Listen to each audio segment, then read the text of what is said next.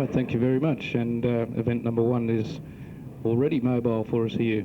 Off the pole is Peter Blass and Barry Granger opposite him. The flags are ready. No, one more lap.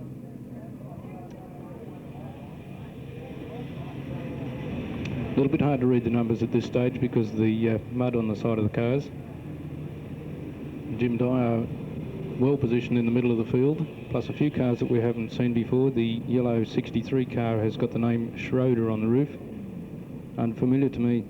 The one at the rear of the field is car number 34, which is Andrew Falcone in the Tirana. Right, field set for event number 1 on program tonight. Division 1 production sedans, heat number 1. Green flag at the ready, and green flag is gone, and it should be a slippery start, but Peter Blass gets away well. Sydney car 80 is understeered up towards the fence, letting the number 8 car get through.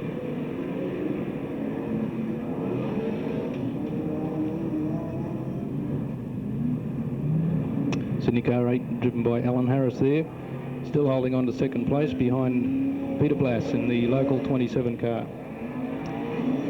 Third place is the Sydney car number 80. Peter Blass really blitzing him up in the back straight there, but still taking it a little bit easy in the corner, locking up the inside wheel and sliding high towards the fence with the number 8 car, Alan Harris, Wern Industries Camaro, coming up on him. The rest of the field is strung out, and Peter Blass is coming up to lap Andrew Falcone. The number 8 car has done big sail up there towards the boards again. Number 80 sounding a little bit off tune here.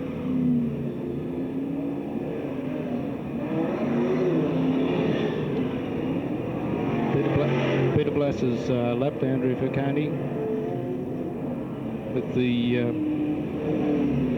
8 car of Alan Harris coming in, doing everything he can, throwing everything at Peter Blass, but Peter seems to be handling these conditions rather well, with a little bit of understeer going into the corners. The Alan Harris car having a lot of handling problems. Big oversteer in turn 4, but setting up nicely for the main straight. The lap car is getting in the way a little bit. There's the big outsider from Harris, but a little bit too wide, and he's just about touched the fence. Peter Blass getting through the 63 car. And third place is still held by the number 80 car of Barry Granger, Midford Spares Mustang. Doesn't look like a Mustang. Gordon Smee in the 23 car starting to get mobile, but still a long way away from the leader, Peter Blass. And your second place is still held by the number 8 car, Alan Harris.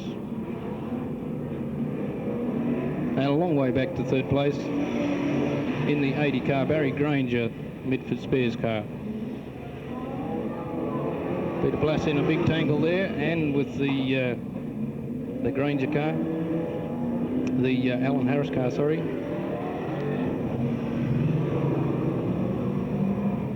Ron Granger having a little bit of trouble there.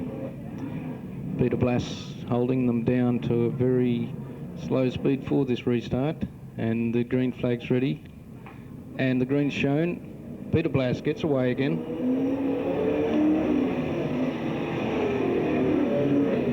From Alan Harris. Jim Dyer has moved up into third place in the number 5 car, the local, and the 80 car of Barry Granger moves back to 4th position. Peter Blass doing well out front, and still the ever-present Alan Harris in the 8 car just can't quite get the handling down right, can't get the power onto the straight.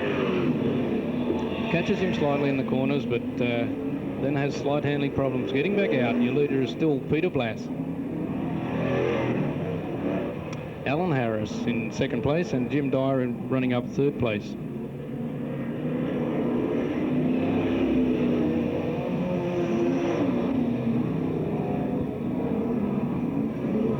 They're in the last lap. Peter Blass doing it well out in front from Alan Harris and Barry Granger. Jim Dyer in third place, 1 lap left to go. The 8 car seems to be labouring a little bit. Looks like Jim Dyer might have a go at picking off second place here. Quite a few six sounding cars. Peter Blass is going to do it in fine style in the 27 car. 27, that's 3 heat wins in a row, 2 last week and 1 this week. The 8 car of Alan Harris gets the second, and Jim Dyer from Wollongong in the 5 car gets the third place.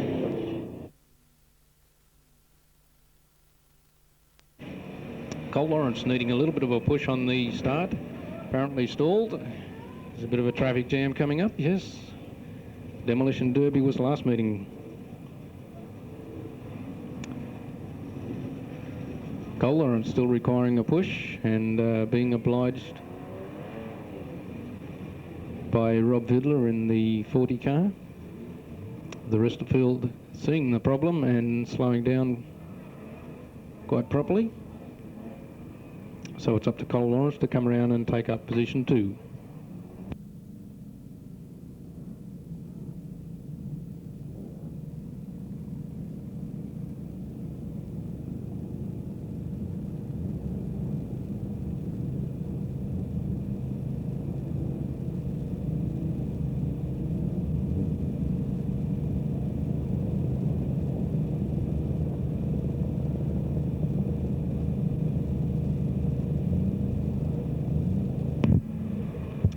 Right, a nice slow rolling start. Green flag at the ready. Light's not flashing as yet. Goes straight to green, yes. Straight to green, and Barry Keynes has jumped to the front. Cole Lawrence having a bit of sliding problem in the front, in the main straight, and Rob Vidler has jumped into second place. Cole Lawrence is still hung a little bit high. Rob Vidler takes the inside line on Brian Keynes, sorry.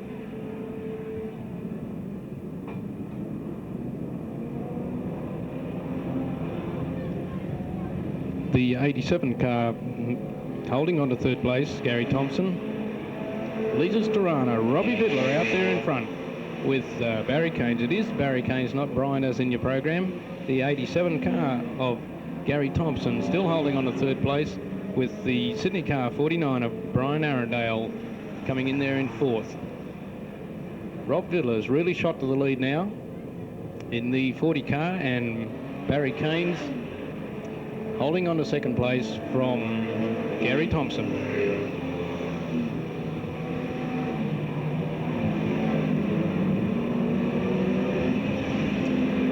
Thompson having a good go at Keynes in the back straight out of turn 2, and Keynes taking the outside line, Thompson backing off there for him, and Keynes has the line and retains his second place. Meantime, the 40 car, Rob Vidler, has got out of the lead and is starting to approach to lap the Volkswagen. There's still that battle back there in second, third and fourth place with Keynes, Thompson and Arundale in that order. But Robbie Vidler shot to the front and he's now lapping the Volkswagen. They used to call Bobby Maskell half a lap, but he's doing better than that now. So Thompson and Arundale have now overtaken Keynes in the main straight. So your leader is still Rob Vidler in the 40 car. Second place to Gary Thompson. Third place to Brian Arundale in the Sydney car 49. Second and third lapping last place. Doc Holliday moving up in fourth place, having overtaken Keynes. Still your leader is 40, Robbie Vidler. Thompson and Arundale in second and third respectively, still fighting it out through turn 4. Thompson's cut the tyres a little bit. Arundale's right there, ready to pounce. A little bit of trouble here where they come up on a slow car. Arundale's overcooked it a little bit and gone pretty high through turn 1 and turn 2, but he's got the speed coming out of 2, but doesn't use it, getting a little bit sideways there. Robbie Vidler sailing out in front, but the 87 car of Gary Thompson has started to pick up with 1 lap to go.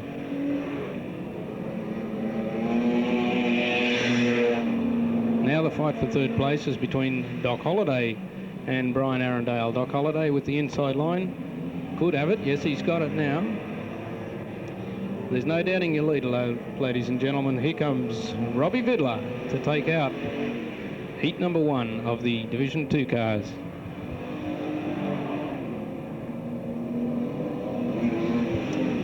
And the 87 car of Thompson coming in second, with Doc Holliday in the 61 car getting third place. And 20 seconds, 3 minutes and 20 seconds.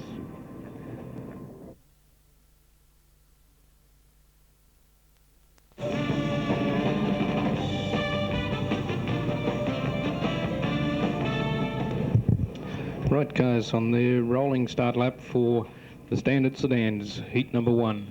It's event 3 on the program, 8 laps rolling start.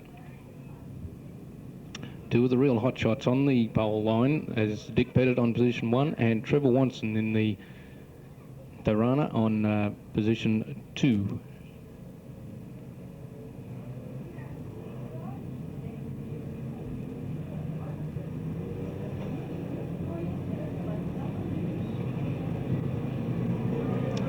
Very nudging at the start. The green flag has gone and Pettit gets a break from Watson, but Watson out accelerates him on the straight and moves into turn 1 in position 1. Trevor Watson, Dick Pettit in 2.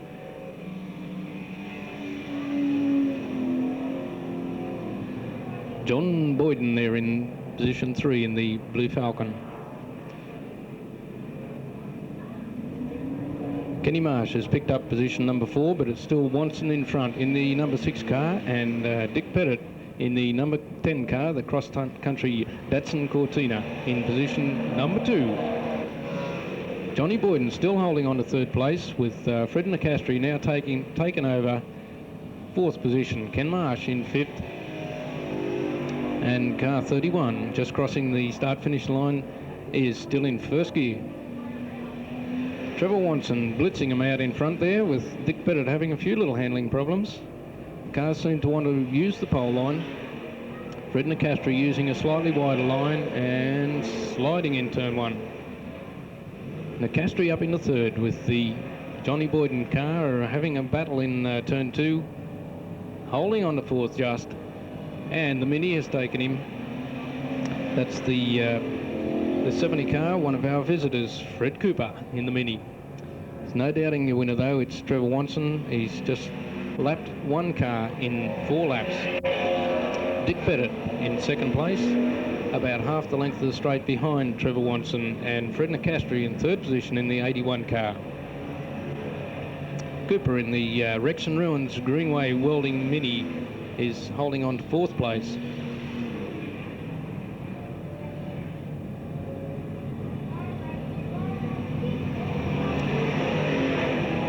South Coast car number 31 is really holding the pole line there. Still in first gear, I would say.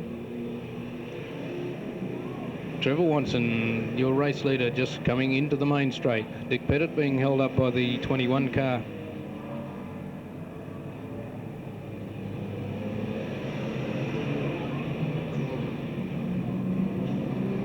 Ian Bass in the 21 car.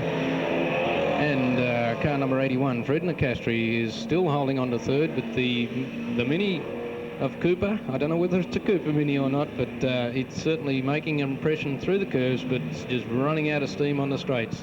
Obviously the gearing's a little bit out.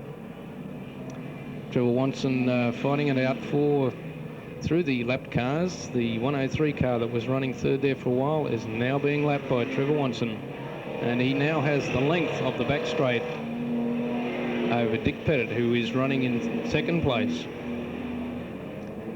3rd place is still Fred Nicastri in the 81 car, and 4th place is now Simon Swire in the 22 car, Lindy Gas Holden.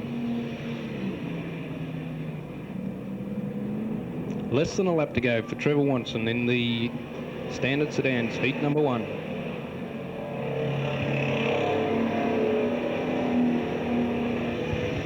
So here comes your winner, ladies and gentlemen, Trevor Watson in the Wollongong car number 6. taking it easy across the line. Second place coming up to Dick Pettit in the number 10 car. And third place just coming out of turn 4, Dick Pettit, Fred Nicastri, sorry, in the Wollongong car 81.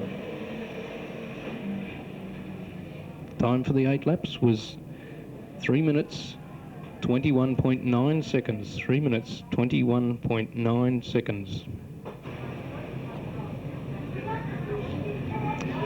Average is out to very slightly slower than the Division 2 event that we just had. The average there is 25.24 seconds. Just repeating the results. First place, going around with the checkered flag now, and this puts him in good stand for the point system operating for this title. Trevor Watson in the number 6 car. Second place, just going out the exit gate at this moment, is Dick Pettit. Third place to Fred Nicastri in the 81 car. Repeating that time, 3 minutes 21.9.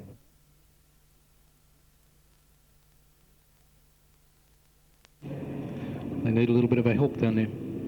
Okay, event number 4, New South Wales Formula Grand Prix races, heat number 1 from 8 laps. You'll forgive me if I miss a few of these because I'm quite unfamiliar with them.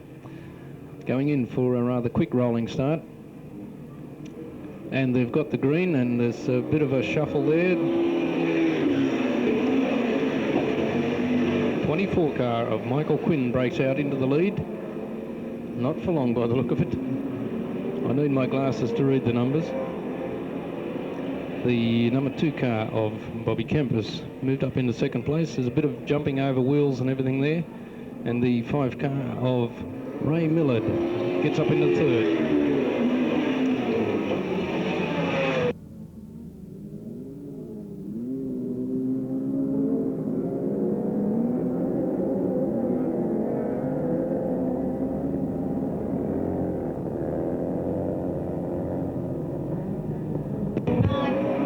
As I said, to my apologies, that's the number 9 car of Steve Donoghue in front and doing it well. The 2 car is just about around, just about to take second, I was just about to say, but he's just about around, and another car has caught him. That's the 18 or 16 car has caught the number 2 car after he got into a little bit of trouble. 16 of Greg Cole. It's a little bit more reshuffling up in the front positions. The 9 car has taken the lead. And no start again.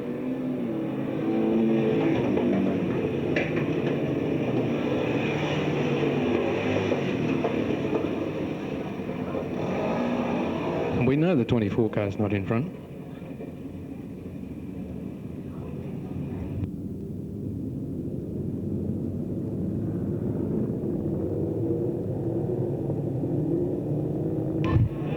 Right, 9:24.5 looks a better starting order. Rather quick restart, and they've got the green on the restart. With Donoghue moving out there well. 24 still holding on to that second position, Michael Quinn.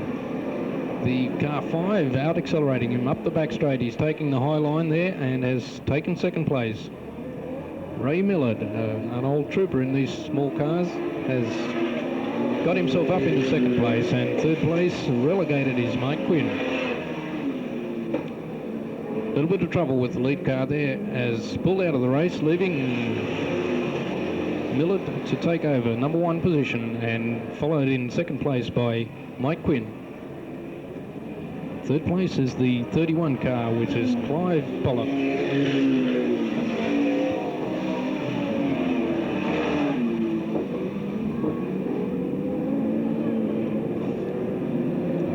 Ray Millard really clearing out on him now. Starting to settle down, sliding nicely through the corners, and seems to be handling this track very well. Millard is first. 24 car of Michael Quinn in second place, being hotly pursued by the 31 car of Clive Pollock.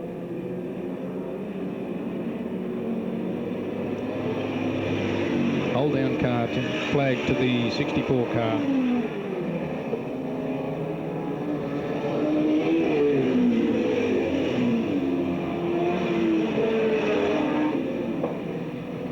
Millard doing it well up in the back straight there. Out accelerating that 61 car quite considerably. Millard car 5 in first place so far.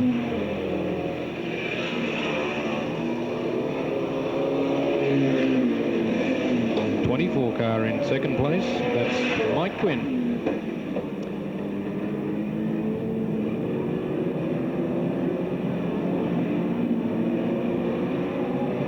And there's a checkered flag for Ray Millard in the number 5 car. Second place to the 24 car of Michael Quinn.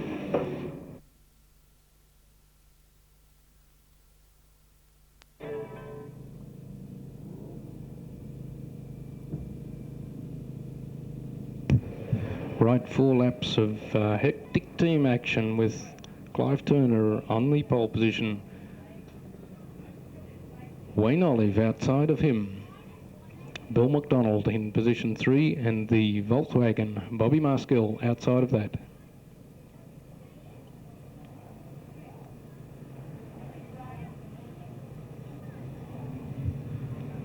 Set for a start. Green flag's gone and Turner moves out into the front. Bob Maskell attempting an outside pass, and he's moved to third place after a little bit of trouble from Bill Mcdonald in the 95 car. First place is Clivey Turner in the Corvette.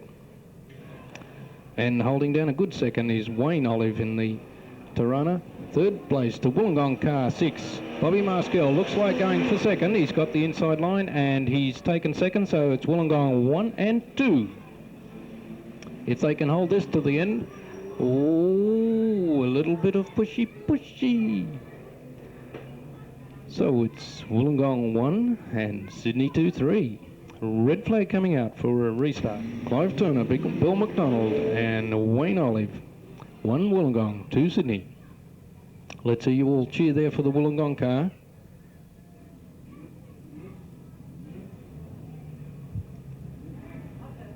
Clive Turner can dictate the start of the race, being the pole car. He's in the position to say we're going to have a flying start or a crawling start.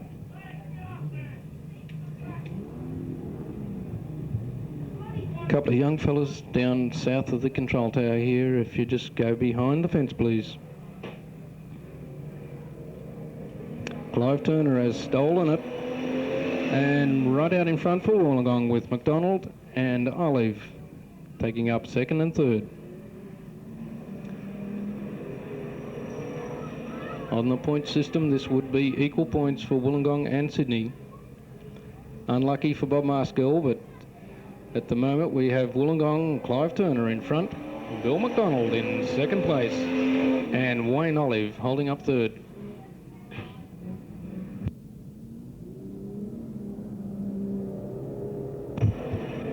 Clive Turner really turning on the pace, handling nicely through the turns. Taking the turns nicely with 1 to go. Clive Turner, Bill McDonald and Wayne Olive.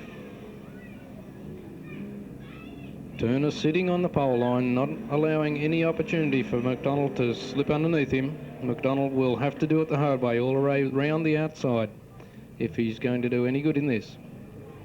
So there the position. Oh, Turner has received a little bit of a nudge and he is out. 95-84.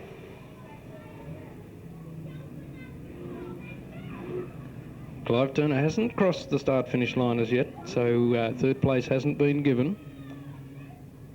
Clive Turner on pole, Bill McDonald in second, and Wayne Olive in third place.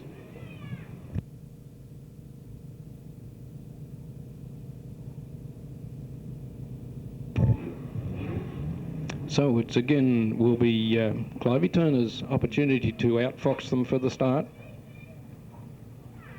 The start's a little faster than the previous one.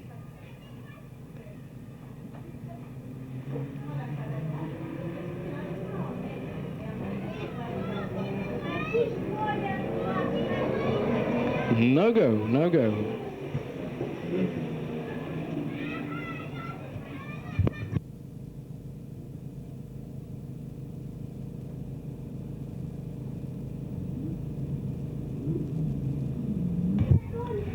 Yes, it's a matter of going as slow as you can without going too fast, I think. As I said, the bowl car determines the pace of the start.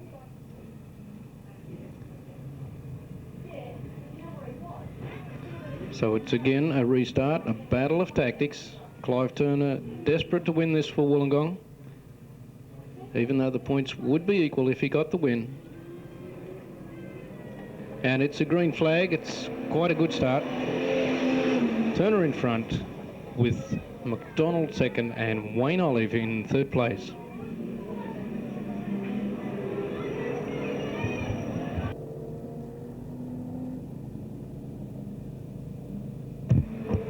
Turner certainly got everything working this time for this lap and receives the checkered flag. Clive Turner for Wollongong, winning the first heat of the Sydney versus Wollongong Test Series. So it's Wollongong car number 4, Clive Turner, and followed in there by Sydney car 95, Bill Mcdonald. And third place goes to Sydney car 84, which is Wayne Olive.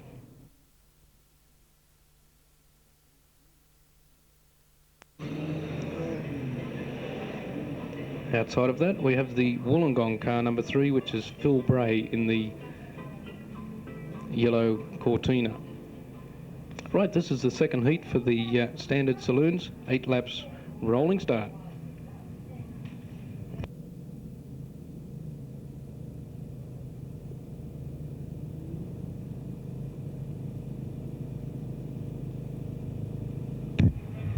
Positions for the final will be drawn on the point system. Looking good for a start. A little bit ragged, but no. A little bit of trouble with the 102 car there. Getting pushed around a bit. Adrian Cormick. So they'll go around for a slightly slower restart. The car at the back there with that rather luminous W in front of the W9 is a newcomer or a restarter, Bobby Rees. He raced here back in about 1972, so he's had 10 years off and he's back to give it a go again. Used to run a Austin A90, if you can remember that back that far. That's Bobby Rees from right at the back, just a new driver. Ready for the start in heat number 2, standard sedans title heat. They've got the green, and Robbie Boyle has come to the lead. Stevie Wise has taken the big outsider in the 44 car, managed to hold it fairly straight on the high line and has got himself almost up to second, but now drifted back to third or fourth. A little bump from Tony Puckridge onto the number 7 car. Stevie Wise still doing it the hard way around the outside. Robbie Boyle still your leader at this stage, with Paul Knott in the W200 car, running in second place. Back there in fifth place is the WOO of Gary Lannery. Third place is Ian Hunt still, and Pucko has got himself into fourth place.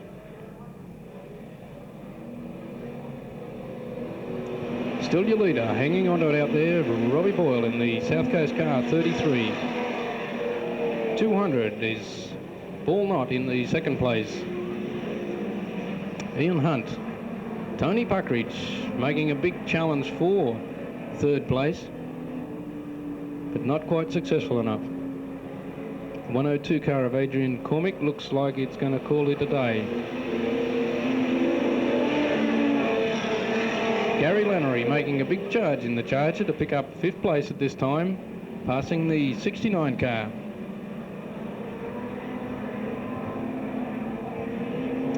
Still, it's Robbie Boyle out front and looking better every lap. 200 can't catch him. Ian Hunt can't catch him. And Pucko can't catch them. Stevie Wise tried, but he ended back there in seventh. Gary Lannery looking a little bit ragged going out of turn 2, but straightens up. He'll be into it in the next couple of laps or so. It's still Robbie Boyle out front. 200 car of Paul Knott seemed to frustrate himself a little bit on the straight there and has lost a place to Ian Hunt. Ian Hunt now moves up into second place with Paul Knott relegated to third.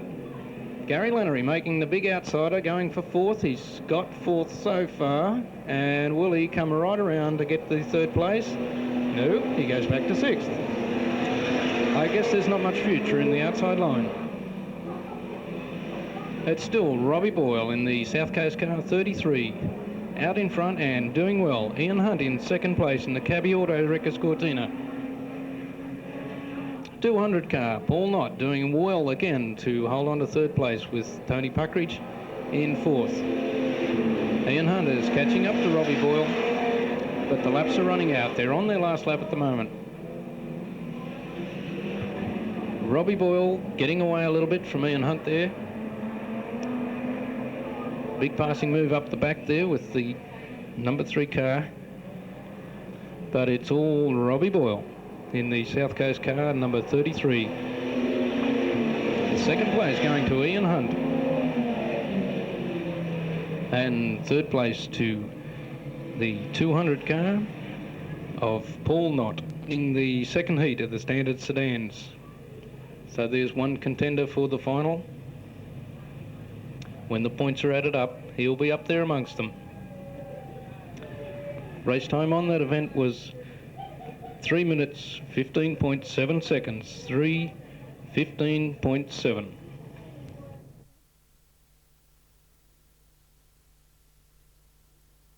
Zola in the all-parts car 65, then a vacant grid spot being held by 3, being held by Ian Kidd on the outside. And the green flag waves and we're underway with racing, and it's Gifford who sprints down the pole line, and he's holding Jones up very, very badly. Vizzola takes advantage of that and skips away to the lead. Gifford with some strange ideas about how to handle turn 2, and nearly takes Jim Powick with him, and also takes another car with him that went off onto the infield, and the yellow flags are out, and in fact that'll be a complete stoppage. So it was Jim Powick was one who got caught up in that, and I'm not sure who the other one was. It was from Vizzola, then Neville Carter in 3, then outside of him Ros Kidd, then 61 will be Chapman, Peter Chapman in the Chev, and outside of him Alan Rogers as the green flag waves, and it's Ian Jones who heads them out this time with Eddie Vizzola around the outside. Jones pushes the front wheel very, very badly in turn 2, gets a touch from Vizzola and spins. Now Vizzola takes him up around the outside, but the yellow flag's going to wave anyway because Rod Kidd has stopped in turn 2. I don't think there was a matter of contact with any other car there. I think the motor just ceased the Kidd stoppage, Frank. He's got a flat inside back tyre. But Chapman sitting in the car, I'd say at this stage, is oblivious to what's going on. But he was shown the black flag very quickly, and that disc is still red hot. Even now, the car has actually been stopped and pulled to the infield, and a little pall of smoke coming off it.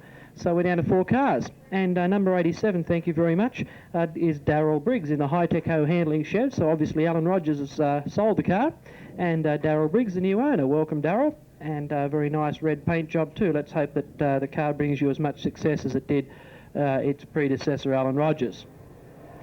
And the green flag waves, and it's Jones and Vizzola rejoining battle again. Neville Carter in 3rd, and Briggs being very circumspect around the back of the field, just feeling out the car, getting used to how it handles.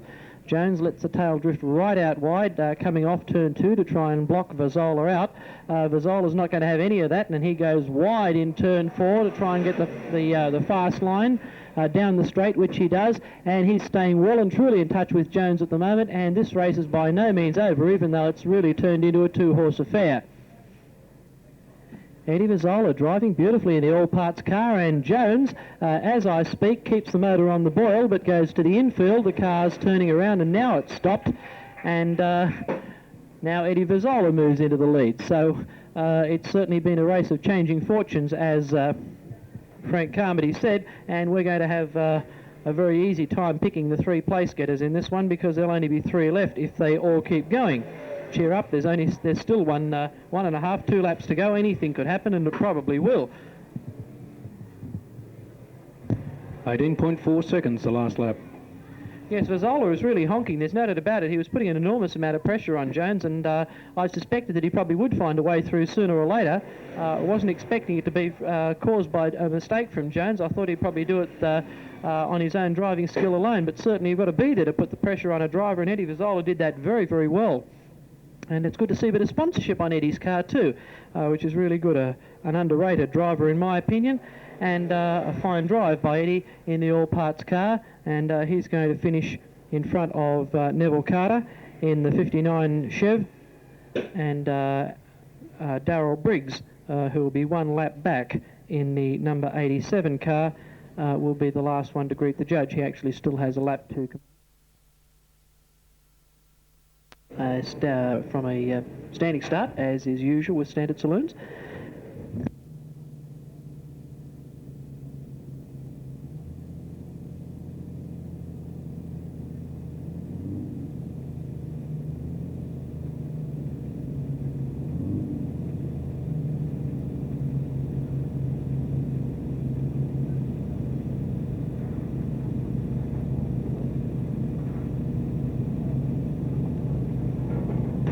Okay, well, the field about to move away, and right down the back of the field there, South Coast 31, that red Tirana will have a big job for himself to get his way up from there. Dick Pettit down at about grid position 8, grid position 9, and Trevor Watson just in front of him, so that should be interesting to see how those two go once the flag drops.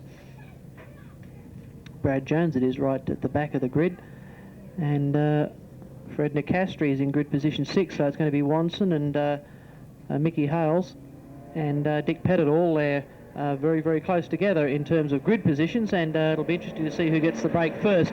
And Watson gets straight past Nicastri, a little bit of experience showing there from the very, very cagey veteran Trevor Watson, and it's going to be Watson who will be the pacemaker, I would think, if he can get through this crowd.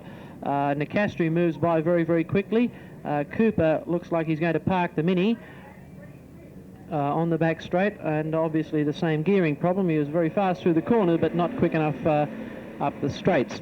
Watson now moves into second place, and the other two favourites that we were looking for was Dick Pettit, who's still back in about 5th, and Fred Nicastri, who's in about 4th position now because Trevor Watson's gone to the lead. So the order now is Watson, leading from 69, David Ryan, and the rest of the field streaming through. Nicastri down on the pole line now, and looks like he might inherit that 3rd position at the expense of car number 8, Ron Marshall, which he does, and Pettit moves through and takes Marshall as well on the inside of turn 3, or attempts to do so, but I think he's forced Marshall wide enough to be able to get through. And a big spin by Simon Swire, who was working hard on the car in front of him, and ended up working a little harder on him than what he really planned. That brings on the yellow, with the race being led by Watson, with Nicastri in 2nd place and Pettit in... They don't know that it's only plastic. It's only there for show. And we won't tell them, will we? No. 31 car, which couldn't get out of first gear in the first race, couldn't get into any gear in this race. The green flag ready to drop, and being withheld for obvious reasons. I'm of the opinion that Trevor Watson can probably win this race without having to get a 50-yard start at the beginning. I think it might be fairer to the rest of the competitors if he stayed with the pack and waited till the green was dropped.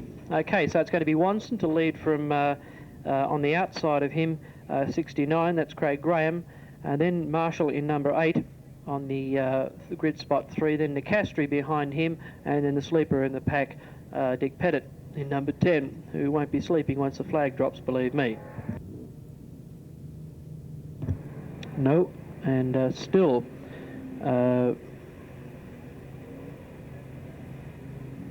Simon Swire points index finger to chest. What, me, sir? Rear of field, sir? Whatever for, sir? Ah, dear, oh dear. Innocence, it's wonderful, isn't it? I was thinking Trevor should go rear of field and show them all over again. 500 lashes across the bare nose with a wet piece of spaghetti, Simon Swire. Naughty, naughty. All right, let's see if the starter's happy with them this time. Are they happy with him? That's the question. And at the show of the green, it's Wanson who bounces straight out from Nicastri, who gets the split between Marshall and Graham and slots straight up into second place. Pettit's the one that lost out on that one because he's still tucked back in fourth position and still has to get past Marshall. And knowing the form of Trevor Wanson lately, you can't afford to spot him any sort of a start at all. Certainly not a start that good with about 7 laps to go. Marshall has a half lose in turn 4. That slows Pettit down. And Dick has to wind the Cortina up again and see if he can get on terms. Marshall, for all that, is occupying the pole line very, very successfully. And because the track is still a little on the slick side, nobody seems to be that anxious to try and pass on the outside. Consequently, even though his antics on the pole line aren't very good, they're doing a marvellous job of holding Dick Pettit up and letting Nicastri and Wanson skip right away with this one. Don't know much about the car number 8, Ron Marshall. I don't know whether he's a very experienced driver or not, but either he's a very experienced driver who's doing what he's learnt of his craft over a long period of time, or he's an inexperienced driver who just knows naturally how to hug the pole line. But either way, he's certainly doing an excellent job of that, and Dick Pettit must be getting very, very frustrated indeed.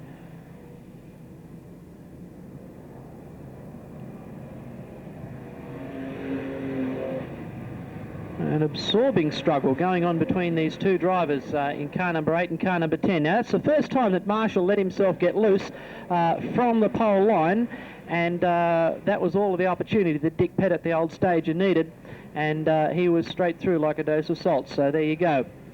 Good driving by Marshall, notwithstanding to hold the pressure of Dick Pettit all that time. The white flag is out with 1 lap to go, and it's going to be, barring mechanical problems or a case of brain fade, a very, very fine win to Trevor Wanson to make it 2 on 2. And it'll be Nicastri who should come in third, and Pettit, who probably could have had a chance for Nicastri come in second. Pettit may have had a chance for second there if he hadn't taken so long to get past Marshall. But that's the way that they finished, with Trevor Wanson winning from Fred Nicastri in the Cabby Auto Wreckers car, and then the cross-country Datsun Cortina of Dick Pettit was the fourth. Yes, no time because of the stoppage, and results going around with a checkered flag now. Trevor Wanson in the number 6 Tirana, second place to the number 81 Tirana Cabby Auto Wreckers driven by Fred Nicastri. Second place to the cross-country Datsun Cortina, Dick Pettit. The last 5 laps went in a minute 52.49, 1 minute 52.49, averaging 22.5 seconds. Patterson in car number 79. It looks like a JC Race Cars product frame. Commodore, I'm not sure, is Jim a local, Frank, or is he is a local? Oh, well, it's a very nice looking car anyway. Looks like it might be a welcome back to Jim. The red flag being held out, and Peter Gumley, in honour of the South Coast versus Sydney Division 2 sedan test match, has shouted the Tirana some new panel work by the looks of it, and a new paint job. Well done, Peter. Very nice indeed. So it's Gumley on the pole from Waring, who's still wearing the same tired panel work that we saw he had last time, with a big rubber tyre mark on the door. Naughty, naughty. 74 will be the next one in grid position 3, and it's a pretty ragged start. But they're going to get the green anyway, so there you go. So John Borg is in third, then Clive Turner in the big V8 Corvette, and Phil McPhee. And coming up fast around the outside of McPhee, the Patterson's Transport Express being ably handled, as it always is, by Ron Murray. So it's Waring from Gumley from Borg, then Turner, Murray and McPhee, and then car number 99. That's a new one on me too. I don't know that I've seen that driver. Steve Steve Olive it is. Yes, it is Steve Olive, but the car's been painted black. Well, I'm sorry. I should have recognised the number, but I usually recognise cars rather by paint scheme, sponsorship and things like that. But that is Steve Olive. And he's got his brother Wayne Olive for company, just coming up into 5th position now. And you missed again. I missed again. You missed again. Rick Howard in the South Coast 99. Rick Howard in the South Coast 99. Right, okay. Yep. All right, so it's Rick Howard then. And that's why I've got you here for, of course. Frank, you realise that.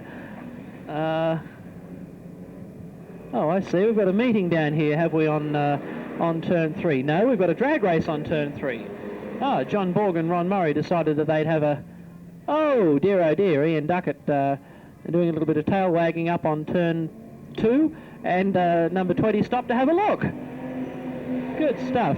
Well, it's Tony Waring with flames pouring out of the exhaust pipe of the muffler centre Tirana, who's leading a wall of merry dance at the moment. Gumley is the next one through. Clive Turner sinks the slipper into the Corvette up in the back straight and skips away into second running now, and relegates Gumley to third. And then it's Howard in 99 in 4th place, and then Wayne Olive and car number 95, and that's yes, well, anyway, we won't worry about that. He's only in about 7th position anyway. Bill McDonald. Bill McDonald, that's who it is. Bill McDonald, of course, the Sydney captain for the Division 2 sedan car test coming up later on tonight. White flag out for Tony Waring with 1 lap to go, and he's got company. And he's got a swarm of them up on his tail at the moment. Gumley's got Olive knocking on the tail, and Howard looking for a way through as well. Olive goes through and then turns right in front of Gumley, and Gumley loses 1, 2, 3, 4 positions in that little lot. And it's going to be a drag race to the line, but it's Waring who wins it in car number 6 from Clive Turner. And then Wayne Olive was the next one through, then Howard, then Gumley, then Billy McDonald and Phil McPhee. So a good drive there by Clive Turner to come from well back in the pack, but Tony Waring had got away to just a little bit too good a start there, and was able to withstand the challenge in the closing stage. Results has called there, Phil, with the South Coast car number 6, Tony Waring, in his victory lap at the moment. Give him a big hand. The muffler centre Tirana, formerly driven by Terry Osmond and now driven by Tony Waring, took out the first place in that heat. Second place went to Wollongong car number 4, Clive Turner. Third place to Sydney car 94. Charged Commodore. Then next to him, on third position on the grid, will be Gordon Smee. Then after him in grid position 4 will be Andrew Falcone in the 6-pack fuel-injected Tirana. Wayne Keating in the V8 car, A1 Performance and muffler centre car. Then Barry Kelleher, who's got 2 third places in the last 2 feature races to show that even though the car looks like a rat trap, it goes like stink. And Barry's a finisher. There's a lot of fast cars out there, but when the flag drops, you can usually find Barry right up in there amongst them. Don Sands is the next one, and then Alan Harris. Dyer well back down in the field, and another one there that I'm not quite sure who it is. I'll have to see if I can find out. Is car number 24. Rick Hunter. Rick Hunter. Well. Oh, Rick Hunter. So I don't know whether Rick Hunter is a regular competitor in Speedway these days, or whether he's retired. But Rick Hunter, a previous winner of the Grand National at Liverpool many years ago, and a beautiful Falcon hardtop there, car number 24, and a really nice looking motor car. And perhaps somebody that knows a little bit more about it than me can. I don't get out to the paved track out there, so perhaps somebody might be able to tell me if Rick Hunter is still a regular competitor. And the boys are anxious to get on with it, there's no doubt about that, but the only person that isn't anxious to get on with it is the starter, who is not prepared to let them go at this stage because the field isn't up to his exacting standards. So it's Rick Hunter who will be the next one on the grid. And when they form up again, Hunter should fall in about midfield, or mid to rear field actually. John de Blanken is there in the ASAP Couriers Camaro. Eric Andrews right near the back of the pack.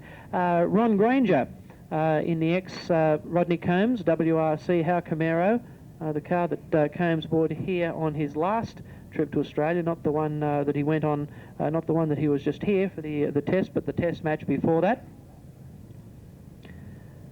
But and then bringing up the rear of the field will be the Vincent Windows car of Jim Schroeder. Schroeder, amongst other things, a very, very experienced driver, and Jim Schroeder is the current Parramatta City Raceway six-cylinder champion, having won that a few meetings ago on the clay. Some smoke or steam coming out of the stacks of the number 8 car of Don Sands there. Yes, I'm just not exactly sure what is happening here. The lineup seems to be all right. I'm just not exactly sure why they're being held at the moment. Are we waiting for another car?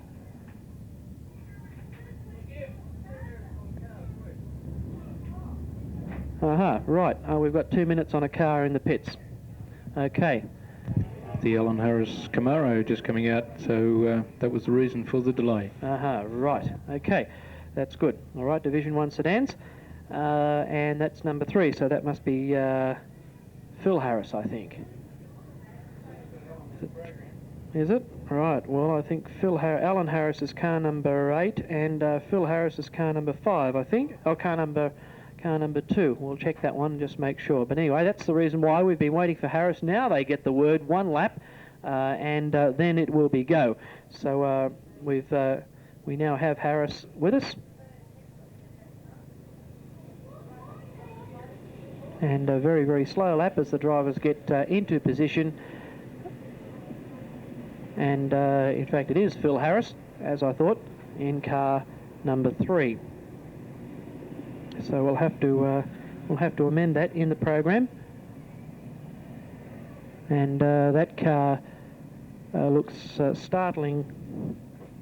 Number 3. I'd like to have that confirmed whether in fact that is Harris or not.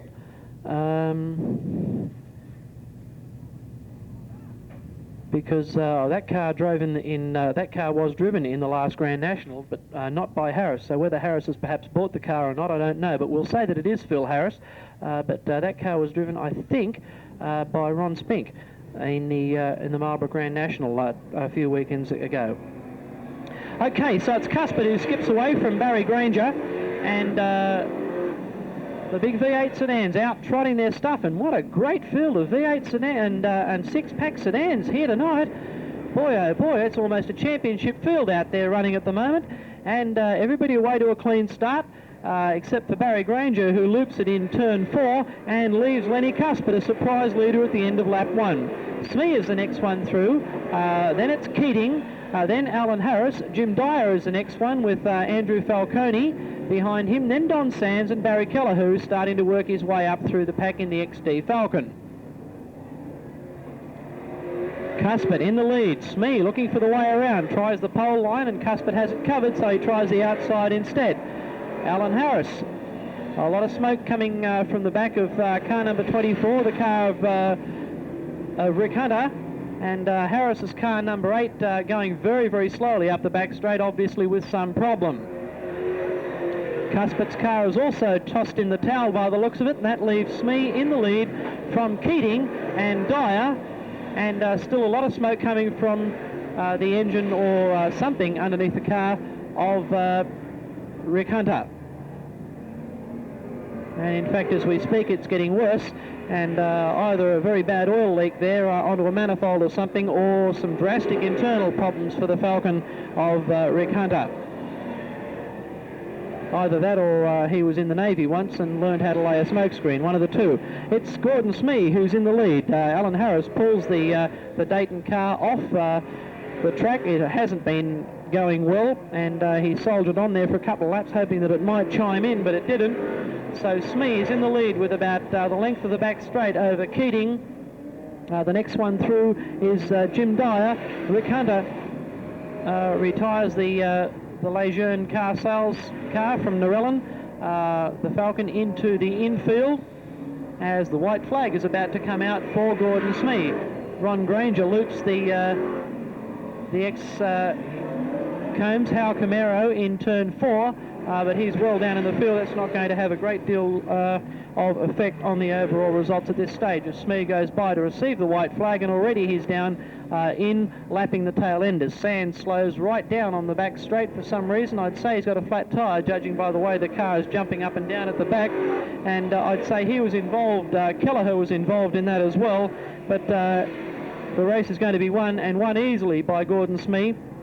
Second place is going to go to Wayne Keating, who stopped on the line and may have been very lucky to not have been pipped by Jim Dyer. The next one through is going to be 34, Falcone, then 21, De Blanken, and then 25 is the next one, Eric Andrews, then Ron Granger, then Barry Kelleher, and you can forget the rest. Basically, Phil Harris finished, as did Barry Granger. Looking forward to seeing how they go. I trust you'll bear with me in my lack of knowledge of names and numbers, but we'll try and keep you informed if we can. Okay, the green flag drops, and it's car number 76, Ron Gardner from Canberra, who heads them out in the first time. And the man who was sitting beside him, car number 4, has drifted right back down the pack, and in fact is going backwards through the field at the moment at a colossal rate of knots. It's Gardner who's leading them out, though, in car number 76, and doing it very, very nicely. The car's very squirrely, but of course they are putting an enormous amount of power to the ground through not particularly wide tyres, and car number 9 pulls to the infield, and it looks like car number 17 who's getting up through the field very, very quickly as well. So action aplenty all over the place in the second heat of the Grand Prix midgets. Car number 2 now up into second position, Bob Kemp in the Kawasaki 1100, and a car stalled on the infield. The yellow flag is being displayed, even though he actually was able to remove himself from the field of play, so to speak. And the green flag waves, and it's going to be number 76, Gardner, to lead them away from car number 2, and car number 31. The third of those in that group is Clive Pollock, and I suspect that perhaps Clive Pollock might be one of the famous Pollock brothers that also race what are now known as compact speed cars. And Pollock's car starting to blow quite a deal of smoke, and he's going to come under the attentions of car number 2 does a flying W imitation up the back straight, gets off onto the infield and rejoins the race almost at the rear of the pack. Gardner's doing a beautiful job out in front, and 31 Pollock, I'd say, may be lucky to last the distance. There's sparks and all sorts of things coming out of the back of that car now, and I would say that he may be allowed to run under protest, but this bears remarkable resemblance to the oh yes, there's got to be a black flag on him for sure. That bears remarkable resemblance to the Rodney Combs incident at the recent Grand National, where the crowd weren't particularly impressed. But anyway, that leaves Gardner still in the lead, and he's leading from car number 8. Not very much either from car number 8. Car number 7, I think it is. A little bit hard to see the numbers on some of these cars, and I'll just see if I can pick that one up for you. In fact, it's car number 5, so we'll get it right sooner or later. Ray Millard in the Suzuki 1200, as the yellow flag, the white flag comes out with 1 lap to go, lapping the traffic at the moment, and it's Gardner doing it nicely from Millard, and car number 4, who was the one who I said was going backwards through the field, Chris Allen, in the early stage of the race, by the process of elimination, has managed to get himself back up into third position, mainly because most of the rest of the field have dropped out. Boy, I tell you what, these guys are turning on some very, very fast racing, and Gardner wins. Number 5 will be second, and that's Millard, and then 4 will be the next one to finish, and then the driver who was occupying a good second place for most of the race distance but had a spin drops back. Car number 2 will be the 4th car of the cars to finish, and the last one to finish was still running anyway, was car number and Bill McDonald. 4 laps from a rolling start, and as Rodney Combs always says, if you snooze, you lose. Oh, no, that was snooze, not sneeze, wasn't it? Right, they certainly bunched them close for the first event, and I think this event will be just as close. Well, if Bob Maskell can get the VW working like it was working here the night the Americans were here, they won't see him for dust, because that car is very, very fast indeed. Well, they're certainly close together. You talk about bunch. Whoa, whoopee-doo! Yes, well, that's really good. We managed to... Well, I'm not sure what happened there, but everybody got hit. I don't think there was anybody that got out of that one. Let's see if there's any damage to any of the cars. Peter Calandis has got a flat tyre on the inside back. He doesn't realise it yet, but he has. So Bill McDonald, the Sydney captain in the Leishman's Robbo Spares car, will be off grid position 4. I shouldn't imagine that he'll be there for too long. The Rimac man, Wayne Olive, in the number 84 car, Bob Maskell, and Rob Vidler. That's the 4 as they'll come by to greet the judge this time, and hopefully we'll get a clean start. 4 laps from a rolling start, and we haven't been told any different, so we are going with the understanding at the moment that the point score system is 3-2-1 with 4th place getting nothing, as it is in the Australia versus America test matches.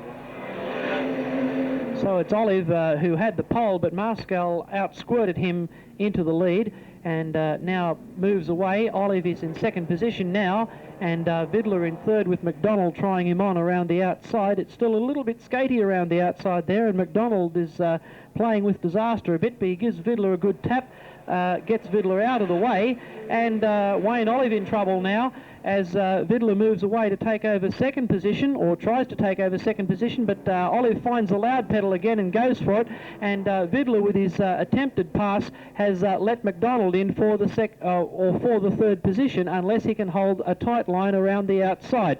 The white flag is due out at the end of this lap as they cross the start and finishing line. This time it's Maskell who's got him shot to pieces if the V-dub keeps going.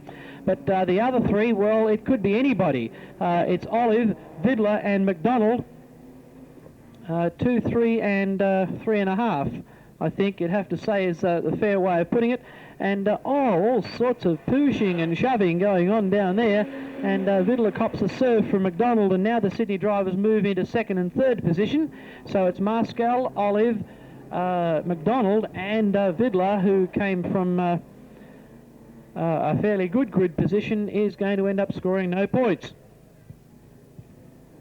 So the race is won by Maskell, number 6. Olive, whose car is showering sparks all over the place, finishing 2nd. Car number 94 is the 3rd one to 95 is the 3rd one to finish, and that's the Sydney captain, Bill McDonald, and the last one to greet the judge, car number 70, Rob. In the 200 car, took out 3rd place from 4th on the grid, so he's set behind halfway on the grid.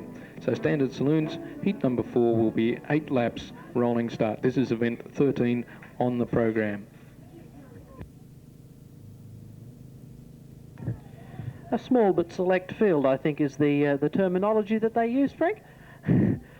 Yes, a few dropouts from the first heat. Yeah. Stevie Wise was trying to do it all the way around on the outside in the first heat, but didn't manage to get better than about a 5th or 6th place. So this time he's middle of the grid again, and I'd say Stevie would be a little bit more conservative on his lines. Perhaps we could say older but wiser. Sure enough, they're away. And the green flag waves, and it's not who leads them away in the Valiant, with Puckridge and Phil Bray snapping at his heels in the 2 Cortinas, and Ian Hunt in the other Cortina also right up there with him. So it's Cortinas 2, 3 and 4 at the moment. Greg Humphries is the next one through, and then Steve Wise, who's trying to get his way through the pack. I'm sorry, it's not Paul Knott, of course. It's Gary Lannery. Paul Knott is in the 200 car back in the HR, back behind this scrapping pair of Humphries and Wise, who puts his 5.5 foot wide Centura through a gap that's only 3.5 foot wide. I see, all right. We're having a mobile parking lot in turn 2 at the moment with Robbie Boyle and a few of the rest of the guys. Never mind, the race continues. Gary Lannery leading from Phil Bray. Then the next one through is Puckeridge, and then Ian Hunt in the number 7 Cortina. Lannery doing it nicely, covering the pole line well, and Bray seems to be just as fast as him on the straight and just can't quite seem to get around him on the corners. Tony Puckeridge trying the outside line again on Phil Bray, but no joy for him at the moment.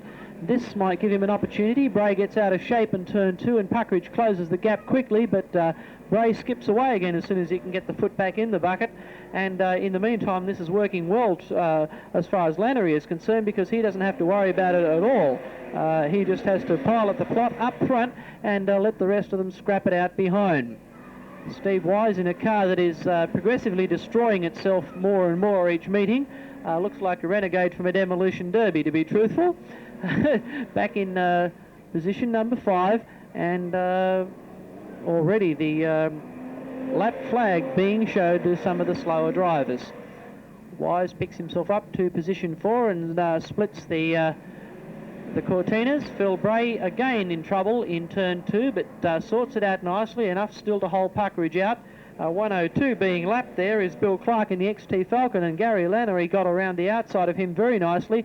The rest of the field is totally held up by him, and he's been shown the line, the flag to hold his line, which he did that time, but unfortunately the line that he held was the line that Steve Wise wanted to use. And Ian Hunt, poor old Ian Hunt, who was right up there with him, still trying to get past. Now he does, but the rest of the field is unfortunately long gone. So Gary Lannery heading him out in the Woo car. I guess that's WOO for Wollongong, I guess. I'm not sure. But anyway, Bill Clark retires the Falcon with bulk panel damage to the infield as the checkered flag is being readied for Gary Lannery, who's done a fine job in front of Phil Bray, who, for my money, has done an equally good job. And he wins from Phil Bray. Puckeridge is the next one through, then Wise, then Ian Hunt. So the Cortinas well represented in that one. The next one through was Rob Knott in car number 200. Right time on the race was just a touch over 3 minutes. 3 minutes 01.4, 3:01.4, an average of 22.68, average 22.68. The win going to Gary Lannery, just parading the checkered flag up the back straight at this moment. Gary Lannery in the WOO car. Second place going to relative newcomer Phil Bray in the number 3 car, the Cortina.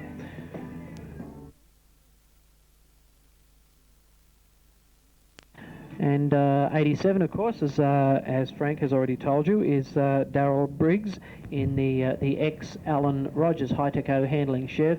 And the last two to take up their positions on the grid is car number 6, which is... yes, no idea. Chapman, 61 it is. And the other one on the track is number 63, and that's Alan Burkett. Alan Burkett, B-I-R-K-E-T-T. And we've got Brian White's car, the Wilmington Performance car, with a spare wheel. A spare wheel. And John Hotchkiss just doing a great bullfighter imitation there as the wheel came pounding down the track towards him. So two starters whose names aren't listed in the program, so if you'd like to list both of those, I know if you're like me, you like to keep the program and keep it as accurate as you can. So those two cars, car number 28, which is the car that's stalled down in turn. Okay, looks like it's been found. The officials have gone to the infield and they went to the starters of the push car there, so I suspect that it has been found. And the green flag waves, and we're underway with racing, and it's Nev Carter who heads them out ahead of Ian Jones, who was a little bit squirrely coming off turn 1, coming off turn 4 that time, and let Neville Carter get through there. Rod Kidd's the next one through, and then Eddie Vizzola.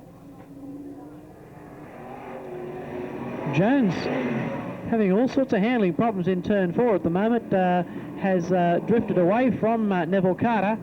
Gets at the plot pointing in the right direction now, and Vazola, I'm sure, would love to get up there and have a crack at him, because he feels that he's got a good chance of second place here. And frankly, Jones was much, much better through turn 4 that time, but even supposing, I think that Vazola's got every reason to suspect that he could be in for a good second position here. And Rod Kidd, of course, camping on the back there, seeing if he can pick up the scraps. And unfortunately copped it there from Ian Jones.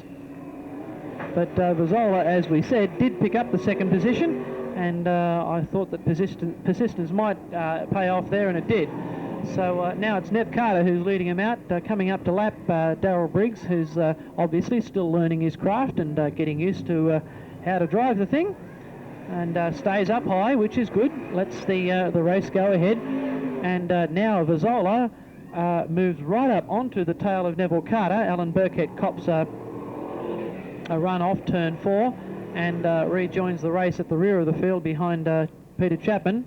But it's Vazola now who has his hot sights set on the race leader, and has caught up a tremendous amount of ground now. I'm not sure what happened with Neville Carter there, whether in fact he was delayed in traffic or not, but certainly Vazola has made up heaps and heaps of ground on him, and Jones, with all sorts of handling problems as well, could end up handing third position to Rod Kidd if he can get it pointed straight, which he does.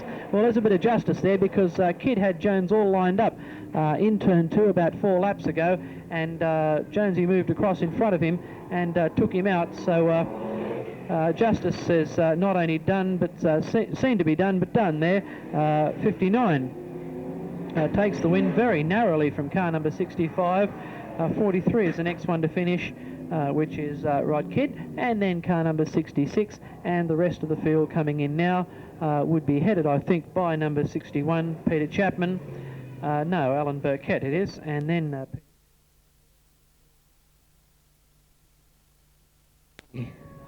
at about 8:08 for event 15, Division 2 production sedans.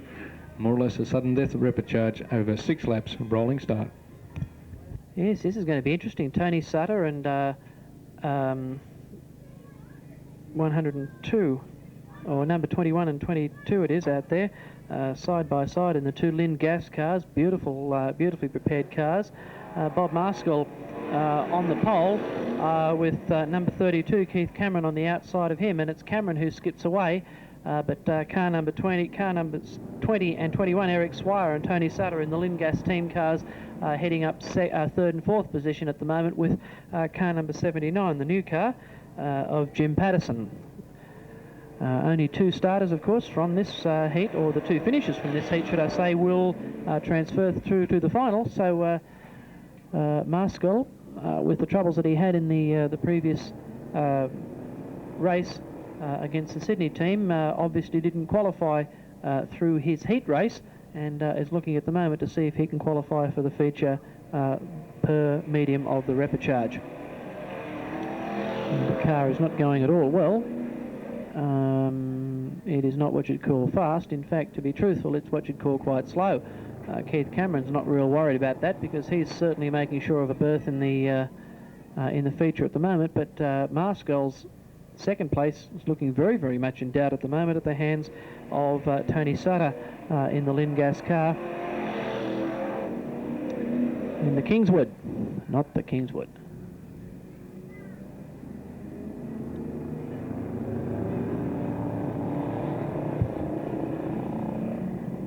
Well, I'd like to tell you there's a lot of racing going on out there at the moment. It's a little difficult to do that because not very much is happening. Keith Cameron is just shooting them to pieces in the 32 car. Marskell is going just fast enough to dampen the enthusiasm of Sutter, who I have the feeling would love to try a shot around the outside of Marskell, but isn't quite game. Now he has a go, but Swire takes a shot at him around the outside as well. So the white flag coming out now, and they'll be side by side as they come through turn 4. And Maskell will probably do the best out of that. But now Tony Sutter opens the taps up and skips away into the second position.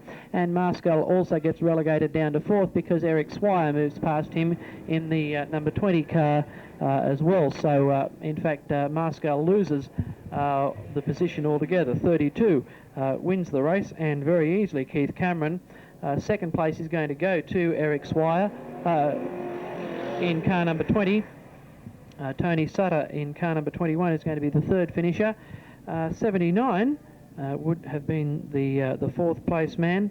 That's Jim Patterson in the lovely new Commodore, and Bob Maskell the last one to finish. So of course only Cameron and Swire to transfer to the...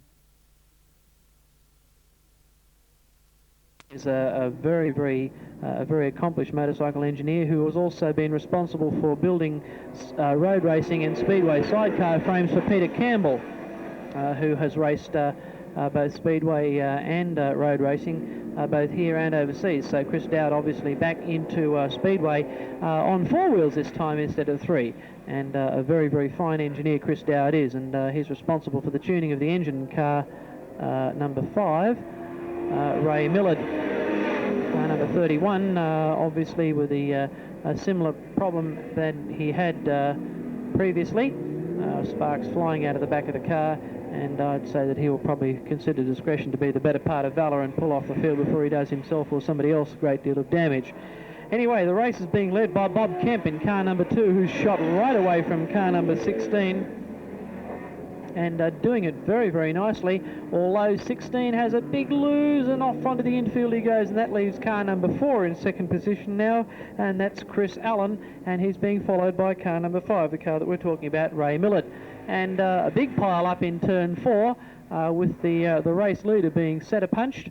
That's car number 2. I'm not sure who was responsible for that. I think it must have been the man that was holding second position at the moment, car number 4, Chris Allen. So I'd say it's 4 and 2 that were involved in that one. Well, the officials are obviously happy that it's safe because they're going to allow the race to start. So it'll be car number 5, Ray Millard, who will lead them away with, I think, about 14 or 13 laps remaining.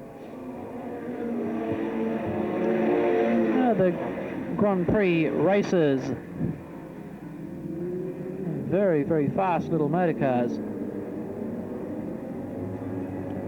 So it's Millard leading now from the previous heat winner, Ron Gardner, in car number 76. And Millard is skipped right away from them now with car number 16 in third position. Greg Coglian in the Honda 900 in third place, but he's got car number 2, Chris Allen, up on his tail, but Allen's car not handling well. Or as well as it was, and obviously that wing is not just there for decoration. It is in fact, or it does in fact perform an important function in terms of assisting the handling of the car, because it's certainly not going as well now as what it was before he was involved in that very unfortunate accident with car number 4, Chris Allen. All right, so the race being led by number 5. That's Ray Millard. Car number 76 is in second position, and that's Ron Gardner. Third place is still being held by number 16, Greg Coglian, but the challenges are coming thick and fast now from car number 2, Bob Kemp, who gets by, and car number 24, who would like to be able to, and as I speak he does so. So car number 16, after holding up the freight train for several laps, has now got right away from the good position he was in, with 2 cars getting past him in that race. Michael Quinn in the Kawasaki 1100 was the other one to get by in that particular passing manoeuvre. But they're half a lap or so adrift of the leading 2 drivers, and Millard, for all his sophisticated machinery and everything else, is being kept very honest by a car that doesn't appear to me to be nearly as sophisticated anyway. I could be wrong, but it certainly doesn't seem to be as sophisticated the car of Gardner. And Gardner, while he doesn't show any signs of being able to get past at the moment, certainly hasn't let Millard get away. with the white flag being shown with 1 lap to go. So that 15-lap journey went by very, very quickly indeed. And up in the back straight now, it's Gardner's last opportunity, and he seizes it with both hands and sails past Millard. And a beautiful piece of driving. If he can make this stick, he will have timed his run beautifully, and he does. And a great win to Ron Gardner. Well, I thought he had done everything that he was able to do, and there wasn't going to be anything left. But there you go. That just goes to show you that some drivers can be very, very cagey indeed. And that was a great piece of driving from Gardner, because I thought that he lost any chance of getting the win, and I thought he was just going to be prepared to camp up on Millard's tail and let Millard lead the way.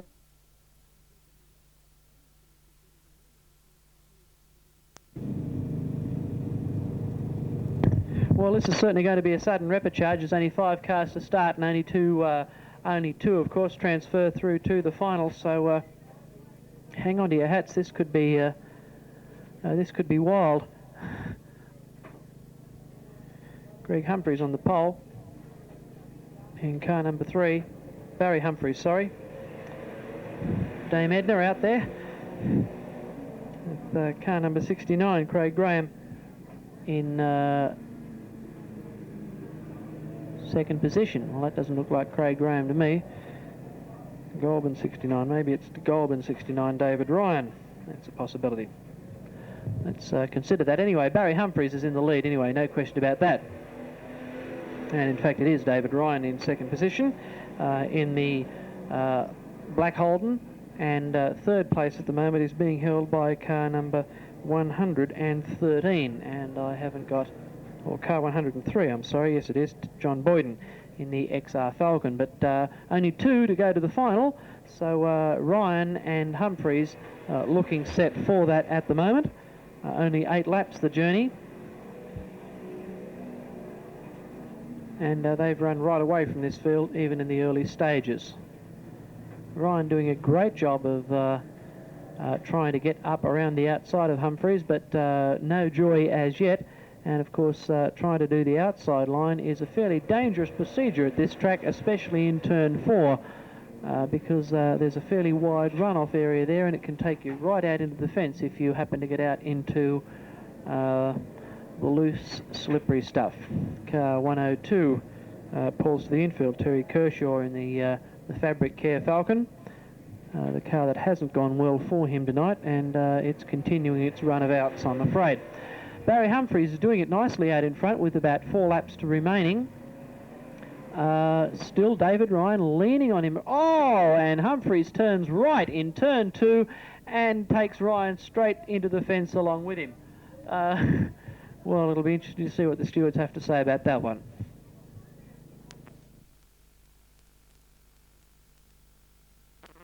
Down at the back of the field, and obviously Jim's still running the car in and getting used to how it handles. It's obviously new, and Ron just getting used to it, and I wouldn't expect too much fireworks from Ron just yet until he's got himself and the car sorted out thoroughly. We won't go any further back down through the field than that. Suffice it to say that if we've got a winner that's coming from any further back than that, then he's going to have to be very, very good, Frank. I think there's a few in there that could make a few surprises. The 70 car at the back of the track, we haven't really seen much of the performance of it yet. I think, as you were saying, he's just more or less breaking it in. Anyway, they look like a start this time. And Doc Holliday, a withdrawal even before the race actually started. It's very disappointing because the Doc always very, very fast around here, but not to be tonight, unfortunately. Car number 60 goes out to rejoin the race at the rear of the field after pulling off the track for some reason, so I'm not sure what's happening there. Doc withdrew and the 60 car went on, the sister car to the Doc Holliday one. We're not quite sure of the driver tonight, whether it's Atkinson or S. Halliday. Scott Halliday, it says on the roof, so we'll say that it is Scott Halliday driving that car. It's as plain as black and white, really. All right, well, it's Rook, Waring, Vidler, Calandis, Turner, McPhee, Mcdonald, Keynes and Arundel. And Keynes gets a nerf from Arundel as the green flag waves and they're away, and it's Waring who skips off into the lead very, very quickly from Rook, then Vidler, then Calandis, and the next one through is Turner, and then McPhee, but the one on the move is Brian Arundel. Car number 49 is honking up through turn 3 and turn 4 at the moment, and Arundel is the man to watch, I reckon. Oh, it's like a sardine tin up in front there. There's no room to move for anybody. But Clive Turner finds some room and gets himself from fifth into third. But it's Waring leading from Calandis. Turner is the next one through, then Rook, then Vidler. And Brian Arundel, you better do something, mate. Don't let me down. Usually when I put the big wraps on somebody or other like that, they blow a crankshaft or something like that, and I end up with egg all over my face. Never mind. I'm used to it now. It's happened so many times.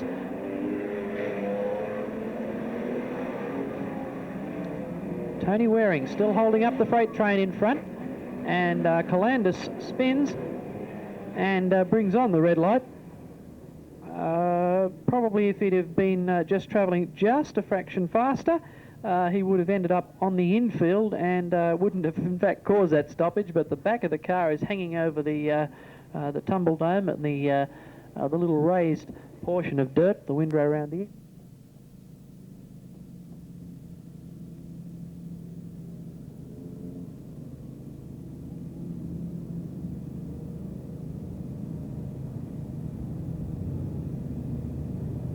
Just another one of the drivers to return to Speedway is the 99 car towards the rear of the field there of Rick Howard. Rick ran a Tirana about 5 years ago, fairly successfully too, in Division 2.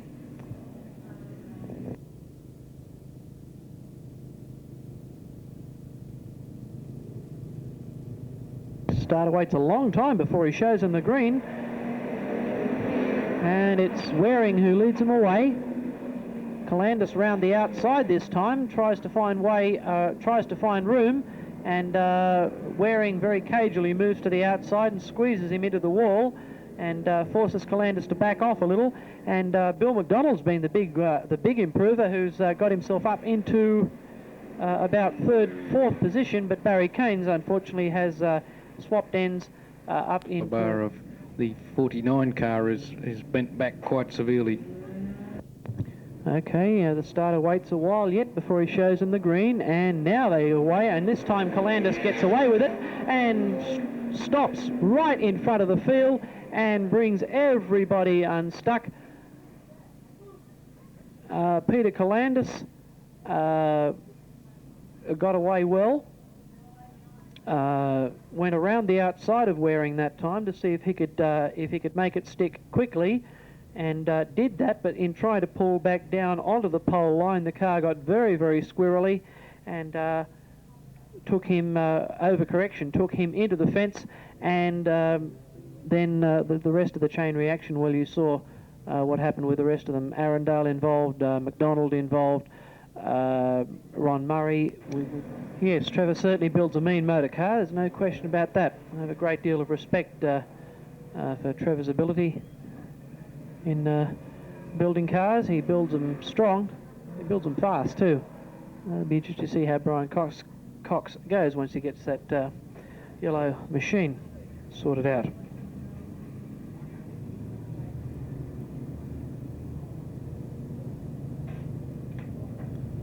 That's going to be Waring to lead away from Clive Turner, and as you said, Frank, that makes Turner quite a threat.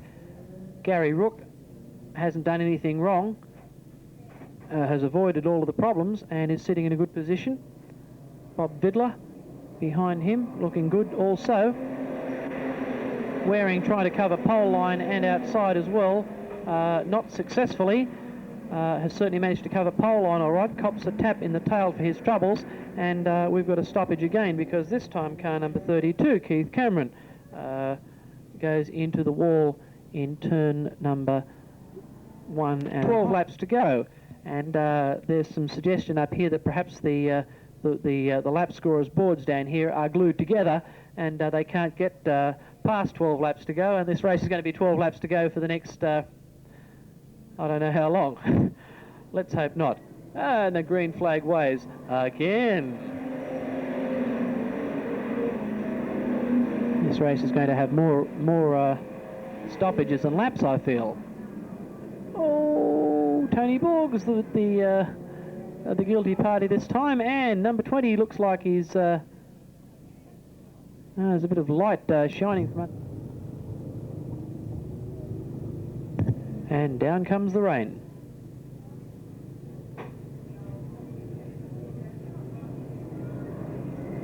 And out comes the green flag. And it's skating time, ladies and gentlemen. As Clive Turner kicks away into the lead now, Bill McDonald in car number 95 is the next one to make an impression on the leaders. Rob Vidler is next, then Gary Rook, and then the fast improving Ron Murray, with Phil McPhee a little quiet tonight, I think. Just a little shower of rain, but looks like it's quietened down a little bit now, not quite as heavy as it was, but certainly the track will be a little slick, and it'll be softly catchy monkey, boys. Gary Rook slipping back into the field while Tony Waring is moving up. And also moving up is Bill McDonald, the Sydney Test Team captain, who now has relegated Clive Turner to second position. Rob Vidler gives him a tap in the tail to let him know that he's there, and I'd suspect that Turner maybe has some trouble with the motor car, which is not going as fast as he would like it to be going. And I'd suspect that the Corvette will be retired to the infield, which it is. With 8 laps to go, it's now McDonald, Vidler and Ron Murray.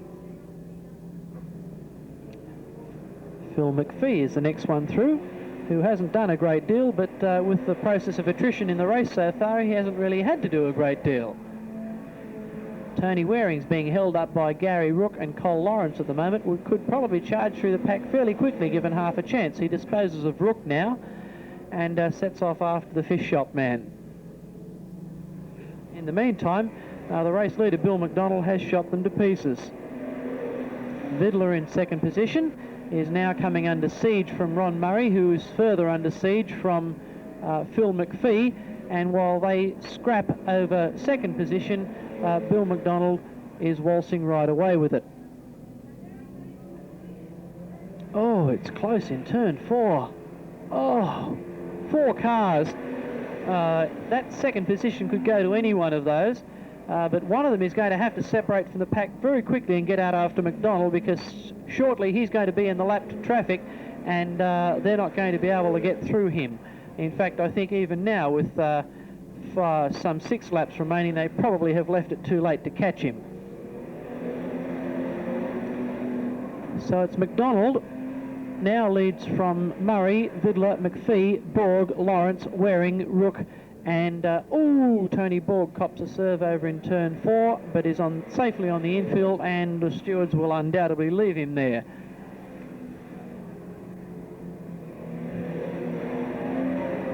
McDonald leading from Murray. Now Murray's starting to catch McDonald, but there's only 4 laps to go when McDonald comes past this time. In fact, there's only 3 laps to go when McDonald comes past this time, so I think Ron Murray has probably left his charge a little late.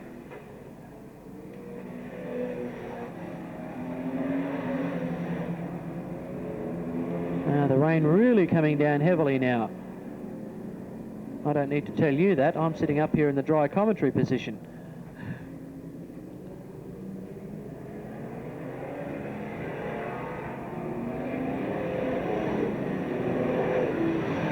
McDonald obviously doesn't like the rain, because the white flag is about to be displayed, and Murray has caught him right up as they move down the back straight, as the rain absolutely howls down now. And already Gary Rook, who was one of my early race picks, obviously has found that racing Speedway in the wet isn't something that he's had enough experience at yet, because he is skating all over the place. Now, there's very, very little traction to be had out there now, ladies and gentlemen. I hate to state the obvious, but the white flag out with 1 lap to go, and it will be who can keep the plot pointing in the right direction. Well, who will it be? Car number 95, Bill McDonald. Will he make it, or won't he? Yes, he will. And McDonald wins from Ron Murray in car number 29. The third placer is Vidler, and then McPhee. And after that, I really have not very much idea.